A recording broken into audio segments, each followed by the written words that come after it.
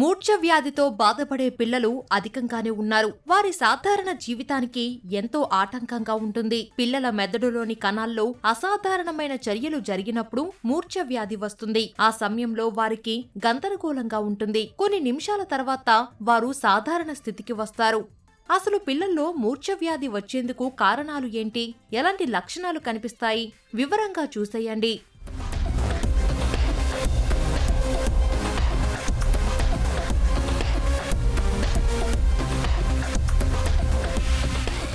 మూర్ఛ వచ్చినప్పుడు పిల్లల్లో రకరకాల లక్షణాలు కనిపిస్తాయి. కొన్నిసార్లు మూర్ఛ వచ్చిన సమయంలో పిలిచినా పిల్లలు స్పందించరు. దూరంగా ఏదో వస్తువునో, ఆకాశాన్ని చూస్తూ అలా ఉండిపోతారు. కొంతమంది పిల్లలకు నిద్రపోతున్నప్పుడు మూర్ఛ వస్తుంది. అప్పుడు శరీరం వారి కంట్రోల్లో లేకుండా కదులుతూ ఉంటుంది. శిశువులకు కూడా మూర్ఛలు వస్తాయి. ఎక్కువగా నిద్రలోకి జారుకుంటున్నప్పుడే ఇవి వారిలో కనిపిస్తాయి. మూర్ఛ వల్ల కొన్ని సెకన్ల పాటు శిశువు వణుకుతున్నట్లు కనిపిస్తుంది. మరికొందరు పిల్లల్లో కండరాలు బిగుసుకుపోయినట్టు మూర్ఛ వస్తుంది. ఆ సమయంలో ఆ గందరగోళానికి గురవుతారు. ఎవరితోనూ మాట్లాడరు. ఎవరైనా మాట్లాడినా కూడా సమాధానం ఇవ్వలేరు. కొంతమంది చంటి పిల్లల్లో సరిగ్గా గ్రోత్ లేకపోవడం వల్ల బ్లడ్లో గ్లూకోజ్ తక్కువైపోయి హైపోగ్లైసిమియా అంటారు. ఇలాగా గ్లూకోజ్ తక్కువయ్యి అప్పుడు కూడా ఫిట్స్ కూడా ఓ ఛాన్స్ ఉంటుంది. కొంతమంది పిల్లలకి కొన్ని హార్మోనల్ ప్రాబ్లమ్స్ వల్ల బ్లడ్లో కాల్షియం తగ్గి ఆ కాల్షియం తగ్గడం వల్ల కూడా కొంతమంది పిల్లలకి ఫిట్స్ వస్తూ ఉంటాయి. కొంతమంది పిల్లలకి బ్రెయిన్లో మట్టి బ్లీడింగ్ అయిపోవడం వల్ల, కొంతమంది పిల్లలకి బ్రెయిన్లో కొద్దిగా ట్యూమర్స్ కానీ గ్రోత్స్ వల్ల, ఇట్లాగా కొంతమంది పిల్లలకి బ్రెయిన్లో ఇన్ఫెక్షన్స్ వల్ల, అంటే బ్రెయిన్ ఇన్ఫెక్షన్స్ ఉండొచ్చు, డెంగ్యూ ఇన్ఫెక్షన్స్ ఉండొచ్చు, టీబీ అని ఉండొచ్చు.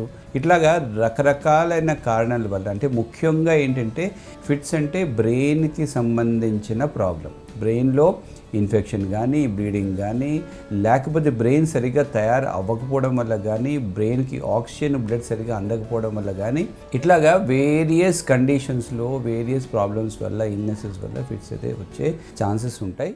మూర్ఛ వ్యాధి రావడానికి ఎన్నో కారణాలు ఉన్నాయి. తలకు గాయమైనప్పుడు లేదా మెదడుకు గాయమైనా కూడా ఇది రావచ్చు. ప్రసవం సమయంలో బిడ్డకు కలిగే గాయాల వల్ల కూడా ఈ వ్యాధి కలగొచ్చు. మెనింజైటిస్, ఎన్సెఫాలిటిస్ వంటి ఇన్ఫెక్షన్ల కారణంగా మూర్ఛ వ్యాధి రావచ్చు.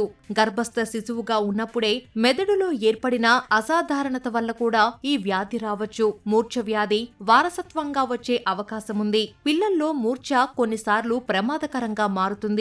వారి రోజువారి జీవితాన్ని కూడా కష్టతరంగా మార్చేస్తుంది. పిల్లల్లో మూర్ఛ వ్యాధిని నయం చేసేందుకు ముందుగా వైద్యులు కొన్ని రకాల మందులను ఇస్తారు. అవసరమైతేనే అరుదుగా ఆపరేషన్ కూడా చేస్తారు.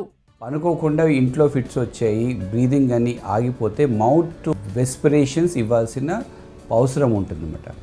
గొంతులో ఏవి అడ్డు పడకుండా వాళ్ళు కరెక్ట్గా బ్రీదింగ్ తీసుకునే విధంగా మనం వాళ్ళని ఒకవైపుకి పడుకోబెట్టి నోట్లో ఉన్న సెక్రీషన్స్ అంతా బయటికి తీసి బ్రీదింగ్స్ ఎస్టాబ్లిష్ అయ్యేటట్లు చేసుకొని, దాని తర్వాత ఎక్కడైతే త్వరగా ఎక్కడ దగ్గరలో ఉన్నమాట హాస్పిటల్కి వెళ్ళి చూయించి అక్కడ ఏమైనా మందు కానీ ఇంజెక్షన్ కానీ ఇప్పించు.